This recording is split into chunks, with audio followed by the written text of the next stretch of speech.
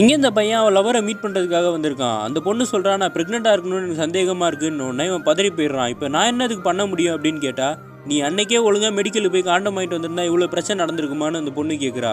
இவன் முழிச்சிக்கிட்டே இருக்கா. அப்போ அந்த பொண்ணு சொல்கிறா, ஹாஸ்பிட்டல்லாம் என்னால் வர முடியாது, நீயே இதுக்கு ஒரு தீர்வை முடிவு பண்ணிட்டு எனக்கு ஃபோன் பண்ணுன்னு சொல்லிட்டு கிளம்பி போயிடுறா. போனவ திரும்பி வந்து சொல்கிறா, இந்த விஷயம் நம்மளுக்குள்ளே தான் இருக்கணும், நீ தான் தைரியமாக முடிவு எடுக்கணும், யாருக்கிட்டே போயிட்டு ஐடியா கேட்காதுன்னு. ஆனால் இவனும் அடுத்த செகண்டாக ஃப்ரெண்ட்ஸுங்கிட்ட போய் எல்லாத்தையும் சொல்லி என்னடா பண்ணுறதுன்னு கேட்டால், இவனுக்கு நீ தாண்டா மெடிக்கலுக்கு போய் மாத்திரையை வாங்கணும்னு சொல்கிறாங்க.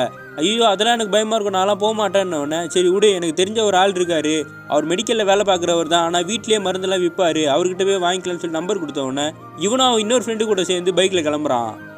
அதுக்கப்புறம் போய் அவர்கிட்ட மாத்திரை வாங்கிறானுங்க. அவர் சொல்கிறாரு, 2 மாத்திரை சாப்பிட்டாதான்ப்பா கருக்கலைன்னு. இவனும் என்ன பண்ணுறான்னா, வாழைப்பழ சீப்பு வாங்கி 2 வாழைப்பழத்துக்குள்ளே அந்த மாத்திரையை வச்சு அதில் 1, 2 நம்பரை எழுதி நைட்டு போய் அவன் ஆளுக்கிட்ட கொடுத்துட்றான். இந்த 2 இடத்துல நான் நம்பர் போட்டிருப்பேன், அந்த 2 வாழைப்பழத்தை மட்டும் சாப்பிட்டுன்னு சொல்லிட்டு வந்துடுறான்.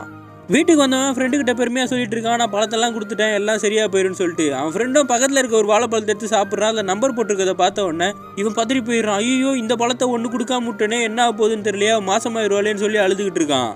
அப்போ அந்த பொண்ணை காட்டுறாங்க. அந்த பொண்ணு சொல்கிறான், நான் மாசமாலாம் ஒன்றும் கிடையாது, அது பீரியட்ஸ் தள்ளி போனதுனால தான் நான் அப்படி யோசிச்சிட்டேன். அவனோ பதறி போயிட்டான், ஒரு பழத்தை கொடுத்துட்டு ஒரு பழம் கொடுக்கலன்னு சொல்லிட்டு. இப்படி பயந்தவன், காண்டம் வாங்க பயந்தவன்லாம் நம்மளுக்கு செட் ஆக மாட்டான்னு சொல்லி நான் அவனை கழட்டி விட்டேன். சரி இப்போ அவன் என்ன பண்ணிக்கிட்டு இருக்கான்னு சொன்னால், தைரியம் வரணுன்றதுக்காக மெடிக்கல் ஷாப்லேயே வேலைக்கு சேர்ந்துட்டான்னு அந்த பொண்ணு சொல்கிறா.